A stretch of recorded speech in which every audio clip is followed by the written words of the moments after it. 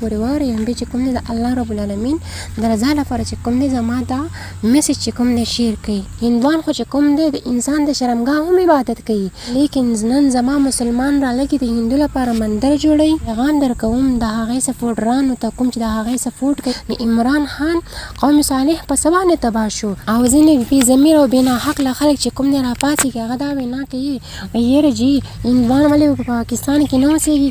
دوی ټیکس یو هغه ډله چې د هندوانو سره جنګ کوي.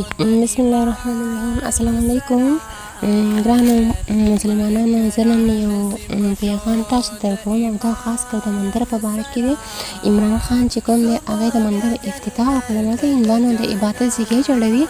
نو زه هغې ته یو میسج ورکوم، یو پیغام ورکوم د هغې سپورټرانو ته، په هغې ته زمونږ کوم مشران چې کوم دي هغه ټولو ته چې کوم دی زه یو میسج یو پیغام ورکوم. نو پلیز تاسو مهرباني وکړئ زما دا میسج چې کوم دی تر اخره پورې واورئ بیا چې کوم دی د الله رب العالمین د رضا لپاره چې کوم دی زما دا میسج چې کوم دی شیر کوي. شرم پکار دی مونږ لره په دې خبره باندې چې مونږ به اوس هندو لپاره مندرې جوړو، مسلمان بت جوړونکی نشي کېدلی. زه ډېر افسوس سره وایم یو طرف ته هندوان را لګي زموږ مسلمانان هلته په انډیا کې بړ نه حقه شهیدان کوي، قتلوي چې ماشومان خپل پلارانو ته وګوري هغه په وینو کې لت فت پراته وي، هغې سترګې د اوښکو نه ډکې وي، د هغې د تفوس څوک نشته دی. خو لیکن نن زما مسلمان را لګي د هندو لپاره مندر جوړوي. ډېر د افسوس خبره ده چې موږ د هندو لپاره مندر جوړو. بیا ډېر د افسوس خبره دا ده چې یو طرف ته په اسلام آباد او په نورو علاقو کې چې کوم د جوماتونه ورانېږي د هغې د جوړولو څوک نشته دی، د مندر د جوړولو څوک شته دی. ولې که مسلمان دی نو بیا خو د مسلمان هم حق دی که نه چې د مسلمان لپاره جومات جوړ شي. چې د هندو چې حق لري نو ولې مسلمان حق نه لري؟ د هندو حق زیات دی او که نه د مسلمان حق زیات دی.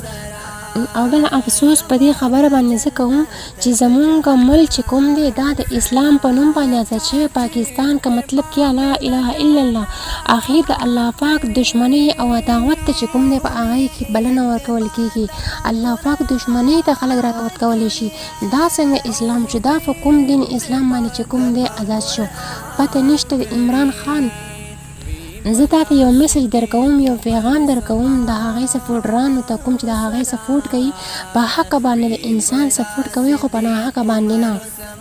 عمران خان تا چې دا کار کوو تا خو به چې کوم دی مخکې د صحابو د پیغمبرانو او د نورو داسې ښه ائمو چې کوم دی د هغې تاریخ به تا لږ ریډ کړی وي. د هغې نه بعد چې کوم دی تا به د هندو لپاره د مندر افتتاح کړی وي.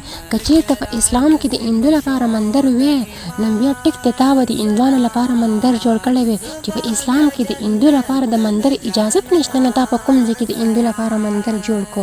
ته ځان ته مسلمان وایې زما ملک په څنګه ترقي وکړي، زما ملک په څنګه مخکې لاړ شي چې هغې ته چې کوم دی د شرک اډې پکې جوړې شوي دي، د شرک کارونه پکې کېږي، د الله پاک دشمني او د الله پاک عداوت ته چې پکې کوم دی خلک رابللی کېږي. نو زمونږ ملک په کومه لوري باندې ترقي وکړي؟ عمران خان زه ستا نه یوه غټه مطالبه کوم ته مخکې د صحابو د پیغمبرانو تاریخ ریډ کړه، بیا فصله چې کوم دی په دې کار باندې سوچ وکړه او دا کار چې کوم دی سر ته ورسوه.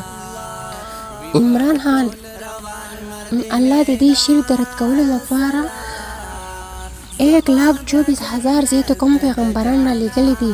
دا ته پته نشته چې قوم نوح علیه السلام په څه باندې هلاک شو؟ هغې به د الله پاک په ذات کې شرک کولو د دې وجې نه تباه شو. قوم د ابراهیم علیه السلام په څه باندې ورته ور وغورځېدو؟ هغه په دې باندې ور وغورځېدو چې هغې د بوتانو نه انکار کړی چې معبود چې کوم دی یو رب العالمین دی، د بل چا بندګي نشي کېدلی. د عمران خان قوم صالح په څه باندې تباه شو؟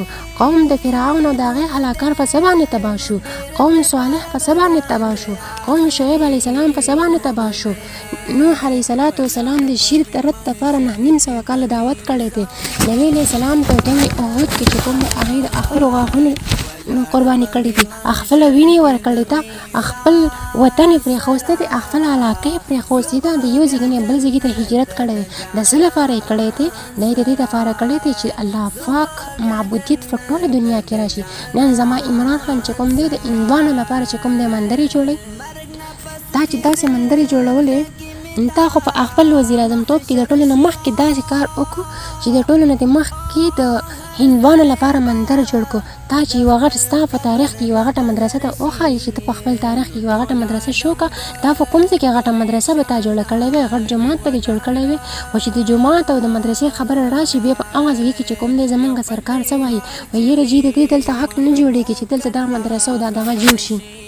الله پاک 1,24,000 پیغمبران چې کوم دی د دې شرک د رد کولو دپاره رالیږلي دي او ټولو پیغمبرانو ته الله پاک دا وینا کړې ولقد اوحي الیک وإلی الذین من قبلک لئن اشرکت لیحبطن عملک.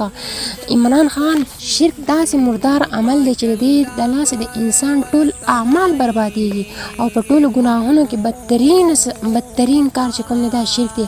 الله پاک انسان ته هر ګناه معاف کوي خو شرک نه معاف کوي. لیکن نن زما عمران خان په اسلام آباد کې چې کوم دی د هندوانو لپاره مندرې جوړې کړلې. په انډیا کې ته وګوره د مسلمانانو باندې چې کوم دی جماعتونه بندوي او نن عمران خان چې کوم دی هغه په اسلام آباد کې مندر افتتاح وکړله او ځینې بې ضمیر او بې ناحقه خلک چې کوم دی راپاڅېږي هغه دا وینا کوي یاره جي هندوان ولې په پاکستان کې نه اوسېږي دوی ټیکس نه ورکوي ولې دا کافر د حضرت ابوبکر او د حضرت عمر د محمد رسول الله په دور کې نه و هغې نه به ټیکس اخیسته د هغې دپاره چې ته مندر جوړ شوی دی په هغې باندې خو چې کوم دی نور هم پې فدیې زیاته کړي دي نور هم پې ټیکسونه زیات کړي دي د دې دپاره پې زیات کړي دي چې اسلام ته مایله شي. او نن زما عمران خان چې کوم دی هغې وله مندرې جوړوي ولې په کوم رولو باندې جوړېږي. او بل دا په نسائی کې راځي نبی کریم صلی الله علیه وسلم فرمایي وایي 2 قسمه جماعتونه دي زما د امت نه چې هغه به د جهنم نه اور نه محفوظ وي. یو هغه ډله ده چې هغه د هندوانو سره جنګ کوي، یو هغه ډله چې د هندوانو سره جنګ کوي. علما چې کوم دی هغه لیکي وي د دې نه څه مراد دي وي د دې نه دا مراد چې په ټولو مشرکینو کې غلیظ او غټ شرک چې کوم دی دا چې کوم دی هندوان کوي. هندوان خو چې کوم دی د انسان د شرمګاه هم عبادت کوي. هندوان چې کوم دی ځان ته چې کوم دی 1,000 او 1.5 زره بوتان چې کوم دی دوی د هغې سجدې کوي. نو ولې هندو په کوم ځای کې مسلمان دی چې تا داسې د انسانیت او داسې د سړیتوب او داسې د مسلمانیت کار وکړو چې تا د هغې لپاره چې کوم دی مندر جوړ کړو. نو زما یو اپیل دی ټولو مسلمانانو ته چې ای مسلمانانو راپاڅېږئ دا 1,24,000 پیغمبران چې راغلي دي دا ټول د دې شرک د رد کولو دپاره راغلي دي او هر پیغمبر ته چې کوم دا وینا شوې ده چې ای پیغمبره الله پاک ورته وینا کړې چې په شرک باندې رد وکړه په شرک باندې رد وکړه. نو ټولو مسلمانانو ته زما دا اپیل دی چې راپاڅېږئ او د دې کوم مندر چې جوړېږي د دې په خلاف باندې احتجاجونه وکړئ. دا مندر چې کوم دی بند کړي د دې په ځای یو ښه مدرسه یو ښه جومات جوړ کړئ.